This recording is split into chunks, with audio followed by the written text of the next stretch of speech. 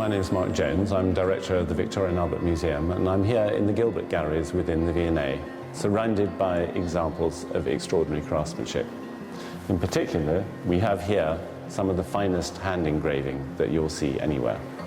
Skills which go back a long way and which are needed for the future. I do think it's important that we recognise the need to train the hand and the eye as well as the mind. That we recognise that that process of training requires people to learn over a long period from skilled engravers.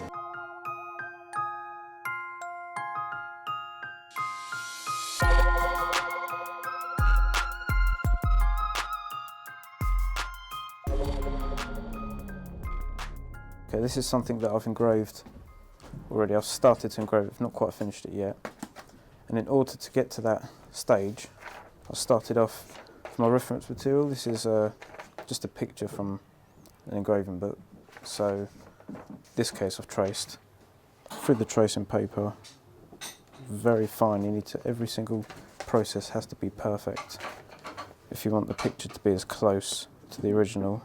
Once you've drawn it over, you need to mark the centres of the picture, so when it comes to putting it on, you can get it exact central.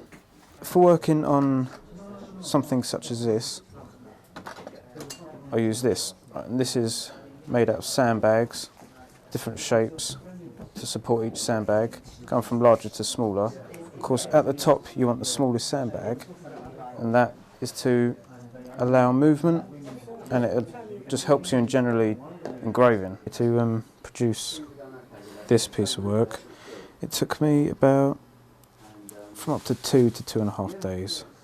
We're really lucky that Britain's got some of the greatest craftsmen in the world, and that certainly applies to hand engraving.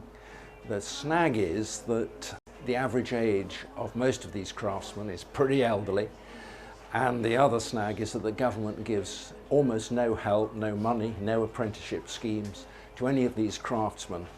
Therefore, we were enormously grateful to NADFAS for giving us some money to help with their apprentice support scheme. That has enabled us to help 3 young hand engravers, and it's been a marvellous benefit to the trade. This is a silver plate that I done for the HEA for one of their shows that they were putting on. I could put anything on this plate, so I decided I was going to do a Tudor rose and our canvas sleeve because they were English, and because I was English I decided to do the rose first, and once I'd done that I drew on the leaves from the metal, and then once I'd got it how I wanted it to look, I then moved on again doing the outlines, but this time I'd done it slightly lighter and more flanged to get the curves, just to bring it out a bit more. The NADFAS apprenticeship support scheme's been a huge boon to us, you know, to get apprentices into the trade, a trade we're trying to keep alive here. It's a 5-year apprenticeship, so it's a very long time, and it's very labour intensive. It takes a lot of training. Yeah, to have this support is just it's a huge help. It's important in thinking about art education in this country that we recognise the need for the skilled hand, the skilled engraver in the future.